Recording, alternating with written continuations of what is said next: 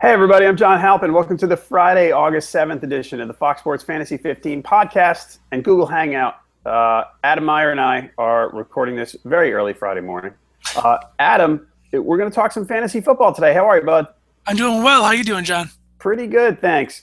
So you're doing the team previews, and you're working on the AFC, right? Absolutely, yeah. I got the AFC, and DJ Foster has the NFC. Okay, so AFC, I'm going to quote you. In your Colts preview, you wrote that Andrew Luck is, quote, one of the top two quarterbacks in my rankings. Way to go out on a limb there, Adam. Which is it, one or two? I'm going to have him at two. I put him at there as a fail-safe. But, yeah, I think that two is where I'm going to have him just because of consistency. If you look at Aaron Rodgers, in 3 of the past 4 seasons, he has at least 38 touchdown passes. And for Andrew Luck, I mean, he has 23 touchdowns, and then 40. So I don't know if last year just a glimpse of what's to come, or if that was just a fluke. So I know that the running game is also going to be different too, because he couldn't really rely on the running game last year when they had, the combination of Ahmad Bradshaw, which is great out of the backfield catching the ball, right, but couldn't do much running it. And same for Trent Richardson. And I think that this year, Frank Gore, I mean, he could be a great benefactor to where he's able to run the ball, and maybe that opens up the passing lanes even more for Luck. But just because of consistency, I'm going to go with Rodgers 1, Luck 2. Me too. I'm with you on that one. We agree. Okay. I think we're splitting hairs doing it, but I'm going to take – I would love Rodgers, and I'll have him first as well. All right, everybody, we're going to talk more fantasy football draft strategy today, but before we do, I have some notes for you. The usual notes. If you like this, if you listen to this podcast and you like it, subscribe to it on iTunes and SoundCloud. Please, please, please. We love subscribers, so we don't have to tell you when it's ready. You just know on your own. Also, we're on Twitter too. Adam's at Fox Sports Meyer. I'm at jhalpin37. So please ask us any questions you want. We're starting drafts. I've actually got a draft on Saturday this weekend in D.C. I'm going to the Nats game seeing Steven Strasburg, so I'm pretty excited. Hopefully he won't get hurt again. But we'll see. All right, next up, next football topic, Amari Cooper. I think he's got a shot at being fantasy football's best rookie. I've got him at wide receiver 19. How high are you on Amari Cooper? I have him at 25th out of receivers. I think that he averages in our group around 23, so it's right around where we think. We all agree on that one. But, yeah, Amari Cooper in his last season with Alabama caught 124 passes for over 1,700 yards. That's 13.9 yards per catch, 16 touchdowns. And I think that he's going to have no problem becoming the number 1 receiver in Oakland. I know that they have Michael Crabtree, and they also have, Andre Holmes, Rod Streeter. But I think that Derek Carr is going to enjoy this new weapon in Amari Cooper, and I think that he has no problem being a top rookie candidate and probably a top 25 receiver this year. Yeah, when the draft was coming up, looking at everybody had White and Cooper at 1 and 1A among the receivers coming out, and the book on Cooper was more polished. That White might have more natural talent, but Cooper was more polished. Now, I mean, you can see it when he plays. The good thing is, for a rookie, maybe White has more long-term potential, but for the rookie, I'll take the guy who you say, hey, he's more polished and he's going to run the routes real well. He should become Carr's best friend. He's going to catch. I think the targets are just going to be huge with him. So especially in PPR, he'll be great.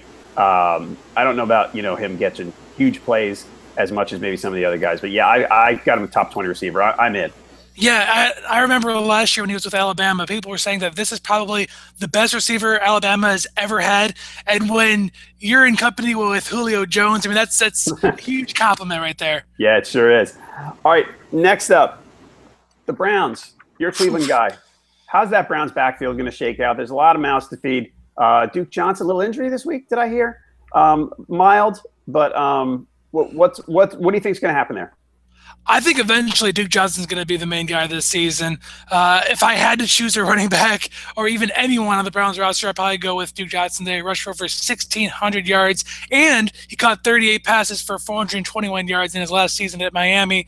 So I know that Terrence West and Isaiah Crowell kind of shared the backfield last season, but West had some fumble issues. I will think that Crowell is going to be the goal line back, so I think that he could vulture some touchdowns, but I think that overall Duke Johnson is going to be the main running back in Cleveland. Oh, wow. That's a big stat. I like Crowell, but he had some fumbling issues too.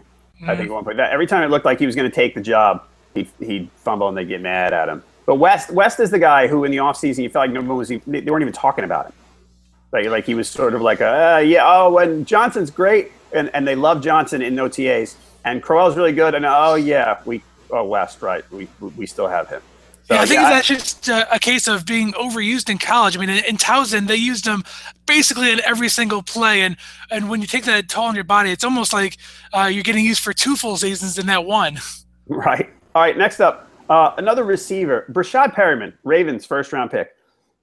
Came out of college with super duper speed. I mean, running in the 4.2s in his 40. Has the book on him is drops might be an issue. But he's not as polished, let's say, like Cooper. But tons of talent. You compared him to Alshon Jeffrey in your Ravens team preview. I want to hear an explanation for this one. Well, 2 reasons. One, I did it because Mark Trestman is the new offensive coordinator in Baltimore, so I tried to make it tie into how Trestman's old offense can kind of compare to this one. And secondly, the size is almost identical. Rashard Perriman is 6'2", 218. Alshon Jeffrey, 6'3", 216, so very similar. And under the 2 seasons with Mark Trestman, Jeffrey caught at least 85 passes and over 1,100 yards and 7 touchdowns. That's in each season. So I think that if Perriman comes even close to that, he's going to rival Amari Cooper for that Rookie of the Year position. All right, that's big set. So where do you have Perriman ranked? Around where in the wide receivers? I have him down in the high 40s, just because I wonder if the transition and the getting used to things is going to be a little bumpy. We're almost identical. I have him at 45. I think I'm at 44. And I think that top 50 overall isn't bad for a guy that's going to be potential number 2 receiver in Baltimore. I think Baltimore is going to put up a lot of fantasy points on offense this year. Big fan of guys like Justin Forsett and all around. I think that they're going to be a really big surprise team this season, possibly rivaling their own rival in Pittsburgh and putting up some fantasy points. Yeah, this is not your dad's AFC North there, is it? It's going to be a little some more fireworks than usual. So Steve Smith, you'd rather own Steve Smith than Perriman? Yeah, I think that, again, just because he's going to be the number 1 receiver there, and I think that, just on a reliability standpoint, 36 years old and still producing. I recorded over 1,000 yards on 79 catches and scored 6 times last year. I had Steve Smith at 47, so they're very close.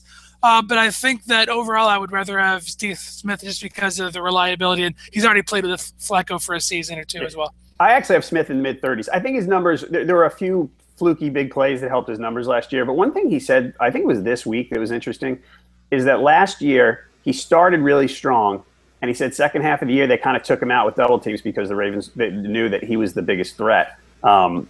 So I wonder if Perriman's development could change that for Smith in the second half of this season. All right, another backfield question. Arian Foster down. We're probably going to know.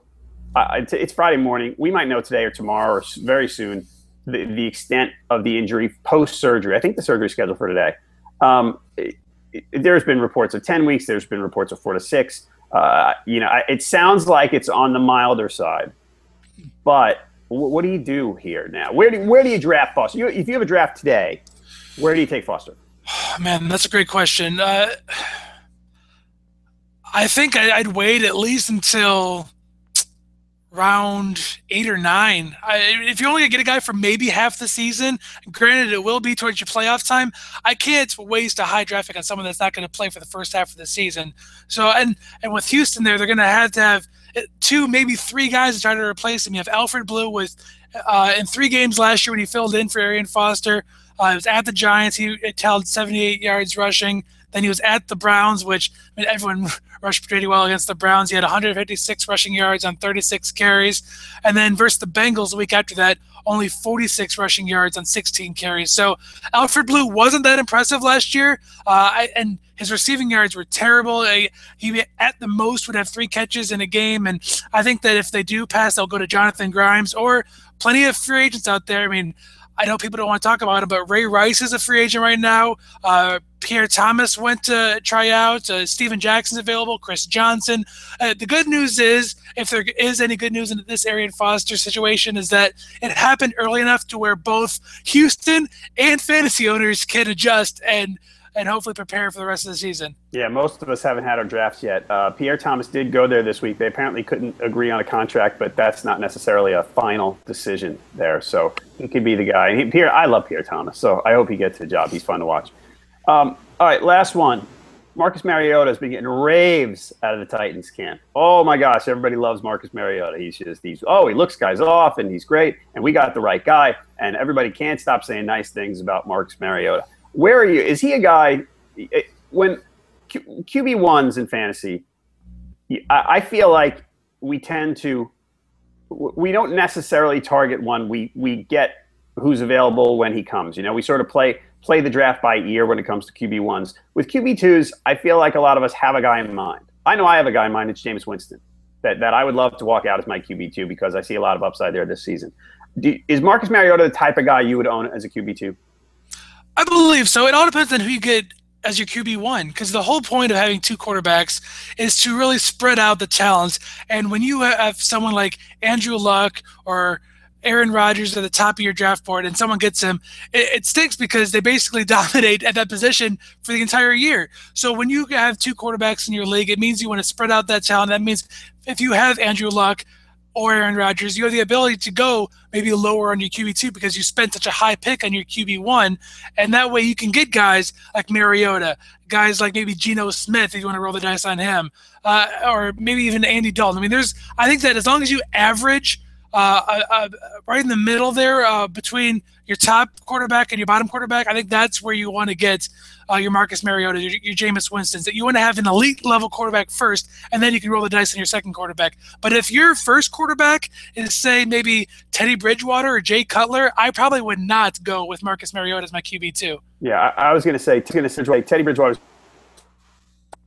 A lot of people hoping to walk out with Teddy Bridgewater as their QB2, but you know what? That's the thing. Everybody wants Teddy Bridgewater as their QB2. He is the trendiest. I keep saying this every one of these podcasts. The Vikings are the trendiest team around whether it's Bridgewater or Kyle Rudolph or whoever. Everybody just can't stop, won't shut up about the freaking Vikings. Not that they're bad, but, I got to have Teddy Bridgewater. Yeah, you and 100 billion other people, everybody. So have a backup plan ready for that one. Adam, what else are you up to? DJ Foster and I are churning out the DFS fantasy strategy for fantasy baseball right now. I do Tuesday, Friday, and Saturday. He does Sunday, Monday, Wednesday, and then you're helping us out with your quick hits on Thursday for the. Yeah, can I interrupt you there? By the way, go ahead. I did it yesterday. I hope nobody took my DFS advice on Thursday for baseball. It was just awful. It's just so. It was bad. a rough day because when Greinke allows 5 runs in the first inning, it's a bad day for everybody. Yeah, the early guys I did better than the night. I played at night, and it just was a disaster. But go on. I'm sorry to interrupt.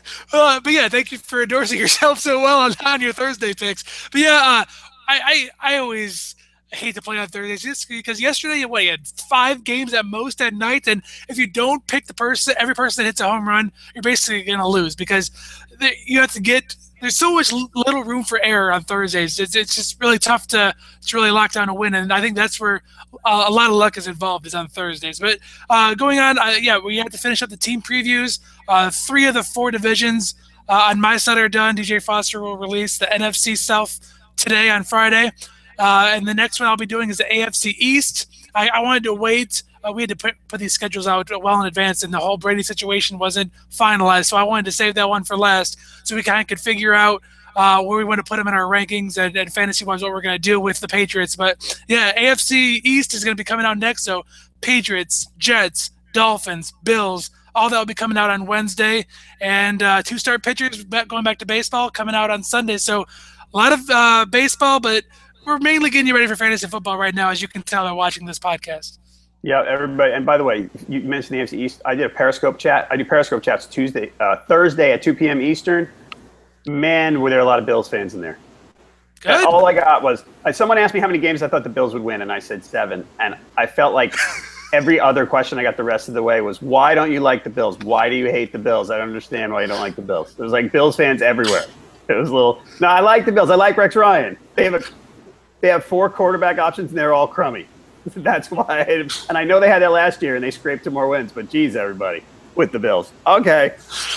Listen, public service announcement, folks. If you haven't signed up for a league yet, you haven't joined a league, started a league, whatever, foxsports.com/fantasy. Go right now, start your fantasy football league. While you're there, you can do all the research that we've been working on. Adam and DJ have the team previews. We've got rankings there. We're doing these podcasts and hangouts. Lots of stuff. You got plenty of resources to work with. But please go. It's free Fox Fantasy Football at foxsports.com/fantasy. Go start now, sign up now, join a league, start a league. Like I said, you can practice mock drafts while you wait for your league draft to start. All that stuff. Please go do that. Also, please subscribe to this podcast on iTunes and SoundCloud, like we said. And again, foxsports.com/fantasy/football. Join a league, start a league. Please get ready for your fantasy football season. It might seem early, but all your league mates, they're getting ready now, so you should too.